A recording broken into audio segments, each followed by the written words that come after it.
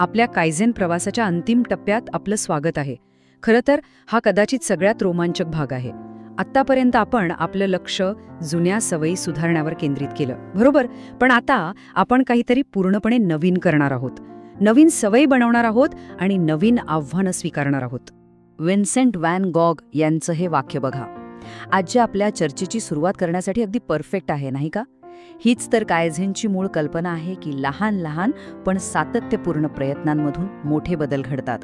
आपल्याला अनेकदा काय वाटतं की वाईट सवय सोडणं जगातलं सगळ्यात कठीण काम आहे. पण कधी विचार केलाय का की एखादी चांगली नवीन सवय आपल्या रोजच्या आयुष्याचा भाग बनवणं हे सुद्धा एक मोठं आव्हान असू शकतं? इथे आपल्याला आपलं माइंडसेट समस्या सोडवण्यापासून काहीतरी नवीन घडवण्याकडे न्यावं लागतं.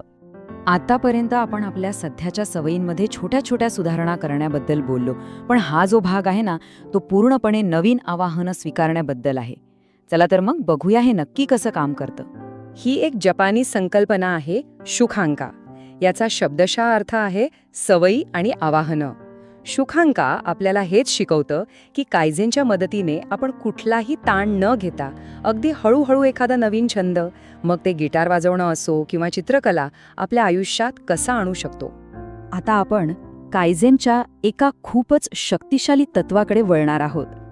हे तत्व आपल्याला सांगतं की एका क्षेत्रात मिळालेलं छोटंसं यश आपलं संपूर्ण आयुष्य कसं बदलू शकतं. या तत्वाला म्हणतात योकोतेन. हा ना एक प्रकारचा रिपल इफेक्ट आहे, म्हणजे तरंग प्रभाव. जसं आपण शांत पाण्यात दगड टाकतो आणि त्याचे तरंग दूरपर्यंत पसरतात, अगदी तसंच एका क्षेत्रात मिळवलेला आत्मविश्वास आपल्या व्यक्तिमत्वाच्या इतर भागांमध्येही पसरतो आणि त्यांनाही सकारात्मक बनवतो. एक उदाहरण घेऊया. समजा आपण मातीकाम शिकायला सुरुवात केली आणि एक साधंसं भांडं बनवण्यात यशस्वी झालो. तो जो क्षण असतो ना, तो आनंद आणि तो आत्मविश्वास, तो फक्त त्या भांड्यापुरता मर्यादित राहत नाही. तोच आत्मविश्वास आपल्याला ऑफिसमध्ये एखादा अवघड प्रेझेंटेशन देण्यासाठी किंवा आपल्या नात्यांमधील आव्हानं स्वीकारण्यासाठी नकळतपणे बळ देतो. हीच आहे योकोतेनची ताकद.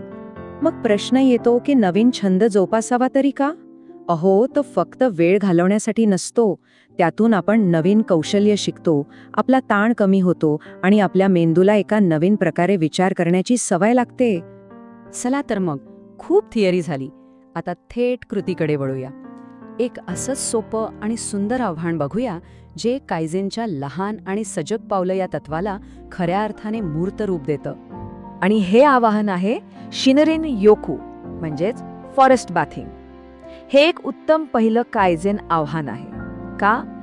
कारण हे कोणीही कुठेही करू शकतं आणि याचे फायदे ते तर खूप मोठे आणि खोलवर जाणवणारे आहेत. चला, ह्या ध्यानधारणेच्या अनोख्या पद्धतीबद्दल आणखी जाणून घेऊया. याचा इतिहास काय आहे, यामागचा उद्देश काय आहे, ते सगळं समजून घेऊया. शिनरिन योकूची सुरुवात जपानमध्ये एक सार्वजनिक आरोग्य कार्यक्रम म्हणून झाली. उद्देश अगदी सोपा होता. शहरी जीवनाच्या तणावापासून लोकांना दूर नेऊन निसर्गाच्या सान्निध्यात आराम मिळवून देणं. आणि हो, नावाप्रमाणे यात पाण्यात आंघोळ करायची नाहीये, तर निसर्गाच्या वातावरणात स्वतःला पूर्णपणे भिजवून घ्यायचं आहे. आणि हे फक्त असं काहीतरी वाटणं नाहीये, तर यामागे विज्ञान आहे. विज्ञानाने हे सिद्ध केलं आहे की निसर्गात अशा प्रकारे वेळ घालवल्याने आपली रोगप्रतिकारशक्ती वाढते, रक्तदाब नियंत्रणात येतो आणि मानसिक ताण तर खूप मोठ्या प्रमाणात कमी होतो. हे सगळे शास्त्रीयदृष्ट्या सिद्ध झालेले फायदे आहेत. इथे एक गोष्ट लक्षात ठेवणं खूप महत्त्वाचं आहे की हा व्यायाम किंवा जॉगिंग नाही. इथे कुठे पोहोचायचं ध्येय नाहीये. याचा उद्देश आहे फक्त असणं.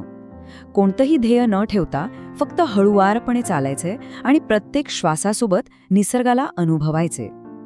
आता आपली सगळी इंद्रिय जागृत करायची आहेत. डोळे बंद करून फक्त ऐका. पक्ष्यांचा किलबिलाट, वाऱ्यावर सळसळणारी पानं, काय ऐकू येतंय? आता एक दीर्घ श्वास घ्या आणि ओल्या मातीचा किंवा फुलांचा सुगंध अनुभवा. आता निसर्गाला स्पर्श करून अनुभवा. झाडाच्या खरखरीत खोडावर हात फिरवून बघा. एखाद्या पानाच्या गुळगुळीत पृष्ठभागाचा अनुभव घ्या. आपल्या त्वचेला स्पर्श करणारी ती थंड वाऱ्याची झुळूक, ती अनुभवा. या शांत क्षणांमध्ये सुद्धा आपलं मन फोनकडे धाव घेईल. आणि हे अगदी स्वाभाविक आहे. ह्या इच्छेशी भांडू नका. फक्त तिची नोंद घ्या, तिला स्वीकारा आणि मग एखाद्या ढगाप्रमाणे तिला वाहून जाऊ द्या. आपलं लक्ष पुन्हा निसर्गाकडे आणा. शिनिरिन योकू ही तर फक्त एक उदाहरण आहे, एक सुरुवात आहे. कारण कायझेन म्हणजे एखादी एक कृती नाही, ही तर सतत सुधारणा करत राहण्याची, सतत शिकत राहण्याची एक आयुष्यभराची जीवनशैली आहे. ही जपानी म्हण कायझेनचं सार अगदी अचूकपणे मांडते, नाही का? कोणतीही गोष्ट उत्साहाने सुरू करणं खूप सोपं असतं, पण खरी कसोटी असते ती सातत्याने करत राहण्यात. कायझेन हा तात्पुरता उपाय नाही, तर ती एक मानसिकता आहे, ती गोष्ट चालू ठेवण्याची मानसिकता. आणि लक्षात ठेवा, कायझेन आपल्यावर परिपूर्ण होण्याचा दबाव कधीच टाकत नाही. ते आपल्याला फक्त दररोज कालच्यापेक्षा थोडंसं अधिक चांगलं होण्यासाठी प्रोत्साहित करतं. हा लहान, सातत्यपूर्ण पावलांनी पुढे जात राहण्याचा एक खूप प्रेमळ आणि सौम्य मार्ग आहे. तर मग आपला कायझेन प्रवास आज याच क्षणापासून सुरू होऊ शकतो. ते आव्हान कोणतंही असू शकतं. 5 मिनिटं पुस्तक वाचणं, गिटारचा एक नवीन कॉर्ड शिकणं, किंवा फक्त खिडकीबाहेरच्या झाडाकडे शांतपणे पाहणं. तर मग आज आपण असं कोणतं एक लहान नवीन आव्हान स्वीकारणार आहोत?